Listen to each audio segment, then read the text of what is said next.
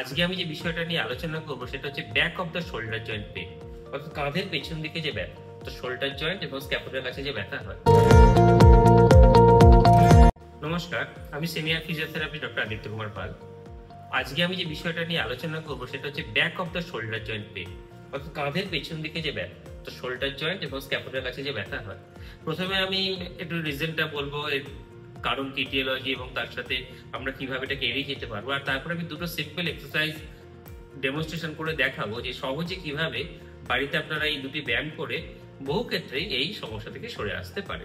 তাহলে প্রথমে আমাদের যে ব্যাপারটা হচ্ছে যে back of the shoulder joint pen, এটা কেন হয়?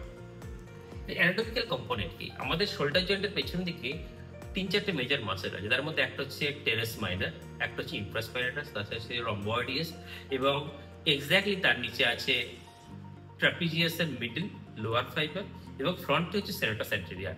এই কটা মাসেল মিলে এই ব্যাক অফ দ্য শোল্ডার পেনের একটা বড় ক্ষেত্র তৈরি করে, এদের যে ডিসফাংশনগুলো। তা স্ক্যাপুলার ডিসকাইনেসিসের সাথে জড়িত, তার পিঠে যে পাখনা আছে স্ক্যাপুলার, তার ডিসকাইনেসিসে জড়িত, এবং তার সাথেই মাসেলগুলোর প্রপার কন্ট্রাকশন রিল্যাক্সেশন।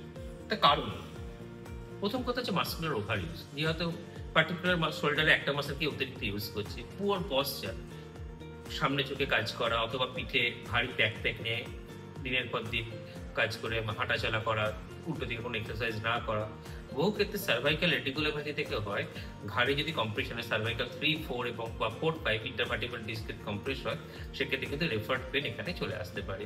এবং ইনফ্রাস্পাইনাটাস মাসেলের ট্রিগার পয়েন্ট, তার সাথে হচ্ছে ট্রমাটিক ইনজুরি, যদি কোনোভাবে ধাক্কা লাগে বা স্পোর্টসে যদি খেলতে গিয়ে লেগে যায়, ফুটবল কন্ট্যাক্ট গেমে অনেক সময় এলবো লেগে যায়, এলবো টাচ হয়, তখন কিন্তু এগুলো হওয়ার একটা বড় সম্ভাবনা তৈরি হয়।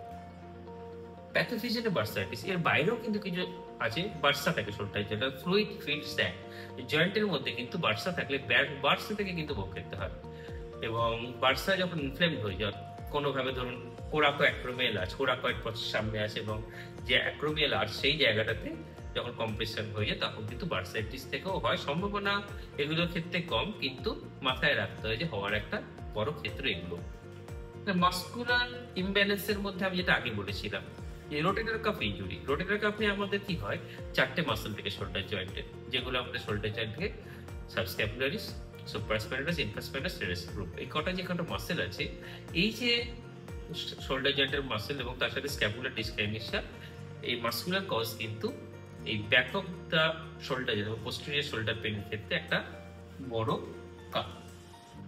আমরা এগুলোকে ডায়াগনোসিস কি করে করি? মূলত ক্লিনিক্যালি ডায়াগনোসিস করা হয়, কিন্তু এর বাইরে আমরা যদি রেডিওলজিক্যালি ডায়াগনোসিস করতে চাই, তো first way of diagnosis best হচ্ছে এমআরআই স্ক্রিনিং, দেন আল্ট্রাসোনোগ্রাফি, লোকাল মাস্কুলোস্কেলেটাল আল্ট্রাসোনোগ্রাফি। তার বাইরেও কিন্তু আমরা এক্স-রে করতে পারি। মোর অফেন এক্স-রে খুব একটা অ্যাবনর্মাল আসে না, যেহেতু এটা মাস্কুলার কজ, এক্স-রে ঠিকই আছে।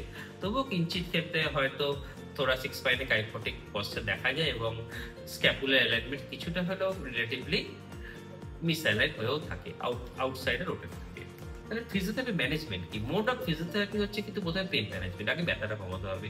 স্ক্যাপুলার হিউমেরাল রিদমকে প্রপার ফেরাতে হয়, তার জন্য আমরা বহু ক্ষেত্রে ইলেকট্রোথেরাপি ইউজ করি। মোড অফ ইলেকট্রোথেরাপির মধ্যে আমরা আইএফটি প্রেফার করি। পয়েন্টেড পেন হলে আল্ট্রাসাউন্ড, এবং যদি দেখা যায় যে কোনো টিআর রয়েছে বা এক্সাক্ট হাই টেন্ডার স্পট, সেক্ষেত্রে আমরা ক্লাস 4 বা ক্লাস 3 লেজারে চয়েস করা হয়। আর ড্রাই নিডল বহু ক্ষেত্রে খুব ভালো কাজ করে, কিন্তু ড্রাই নিডল ইউজ করার সময় কিন্তু after application of dry needle সেই মাসেলদের কিন্তু প্রপার স্ট্রেচিং করাটা একরকম বাধ্যতামূলক, না হলে কিন্তু বারে বারে এই সমস্যাটা ফিরে আসতে পারে। ম্যানুয়াল থেরাপি কিন্তু এক্ষেত্রে ভালো কাজ করে। তার শোল্ডার জয়েন্টে এক্ষেত্রে ম্যানুয়াল থেরাপি অ্যান্টেরোপোস্টেরিয়র গ্লাইড মেটলাইটের মধ্যে, অথবা মুভমেন্ট উইথ মবিলাইজেশন, যেটা মলিগান টেকনিকে করা হয়। মুভমেন্ট উইথ মবিলাইজেশন বা ম্যানুয়াল থেরাপি, এটা অ্যান্টেরোপোস্টেরিয়র গ্লাইড খুব ভালো কাজ করে, হাত উপরটি করতে পারে। এবং তার সাথে ড্রাইভারের ক্ষেত্রে ট্রিগার পয়েন্ট রিলিজ বা মায়োফেশিয়াল রিলিজ বা ফাস্টার ডিস্টরশন, মডিউলার ফাস্টার উপরেও কাজ করতে পারে, যেখানে ট্রিগার ব্যান্ডগুলোর উপরে আমরা ভালোভাবে রিলিজ করতে পারি। তাহলে এক্সারসাইজ আমাদের কি হতে পারে? এক্সারসাইজ প্রেসক্রিপশনে আমরা শোল্ডারকে কিন্তু এক্সটার্নাল রোটেশনগুলোকে, teres minor, infraspinatus, muscle strengthening অধিকাংশ ক্ষেত্রে খুব কার্যকারী হয়।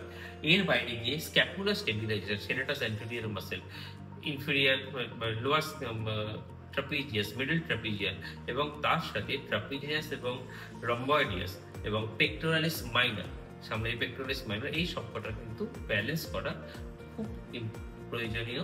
তার সাথে posterior scapular, posterior capsular stretching, shoulder জয়েন্টের বাইরেটা ক্যাপসুলের আচ্ছাদন থাকে, তার পোস্টেরিয়র ক্যাপসুলটা কিন্তু বুকেতে টাইট হয়ে যায়, তাকে প্রপার স্ট্রেচিং করা কিন্তু ভীষণ দরকার।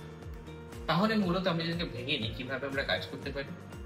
পশ্চার অপটিমাইজেশন, প্রপার পশ্চার দেখতে হবে। আমরা যখন ম্যানেজ করতে যাবো কিভাবে আমরা প্রিভেনশন করবো, আমরা যখন আটকাবো, 4-5খানা জিনিস আমাদের নজর রাখতে হবে। প্রথমে প্রপার পশ্চার মেনটেন করতে হবে। প্রি অ্যাক্টিভিটি প্রিপারেশন, আমরা যখন শোল্ডার জয়েন্টে কখন এক্সারসাইজ করবো, প্রপার ওয়ার্ম আপ কিন্তু mandatory. Without proper warm up সেখানে কিন্তু একটা during exercise high risk of injury. কারণ অ্যাডিকুয়েট রিকভারি, কাঁধের এক্সারসাইজ যারা করেন বা যে সমস্ত মানুষের রিকভারি হয়েছে, রোজ শোল্ডার জয়েন্ট এক্সারসাইজ করতে নেই, সেই মাসেলগুলোকে যাকে আমরা ট্রেন করছি তাকে কিন্তু প্রপার রিকভারি করতে দিতেও হয়।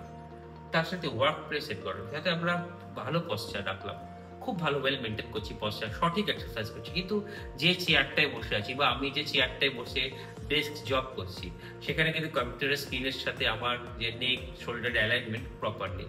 তাহলে যতই আমরা পশ্চার ঠিক রাখি না কেন, ইমপ্রপার এরগোনমিক্স বা ইমপ্রপার ওয়ার্ক স্টেশন অ্যালাইনমেন্ট আমাদের কিন্তু সেই পশ্চারাল কারেকশনটাকে নষ্ট করে দেবে। এবং লাস্ট হচ্ছে মেনটেনেন্স প্রোগ্রাম, একটা কন্টিনিউ প্রোগ্রাম করতে হবে। এটা কিন্তু শর্ট টার্ম নয় যে আমাদের একটা প্রিভেনশনের জন্য কয়েকদিন ব্যায়াম করলাম মিটে গেল। রেগুলার মোডে shoulder, scapula, thoracic spine, cervical spine, এগুলোকে একটা কাইনেটিক চেনে আমাদের এক্সারসাইজ করতে হবে। ক্লোজ কাইনেটিক চেন এক্সারসাইজ করলে বেটার, অল্প সময়তে আমরা অনেকটা মাসেল গ্রুপকে এনগেজ করতে পারি। এর মূলত ট্রিটমেন্ট দুভাবে হয়, একটা হচ্ছে কনজারভেটিভ অর্থাৎ যেটা বিনা অপারেশন, আর একটা হচ্ছে সার্জিক্যাল ওয়েতে। মূলত 75 কেস সেক্ষেত্রে কিন্তু কনজারভেটিভের দারুণ সাকসেসফুল, সেরে যায়। কিন্তু শোল্ডার জয়েন্ট সারতে কিন্তু সময় লাগে। শোল্ডার জয়েন্ট হচ্ছে এমন একটা জয়েন্ট যেটা কিন্তু 10 দিন বা 15 দিনে সারে না, 7 থেকে 8 সপ্তাহ মোটামুটি লাগে এই রিকভারি গুলো হতে।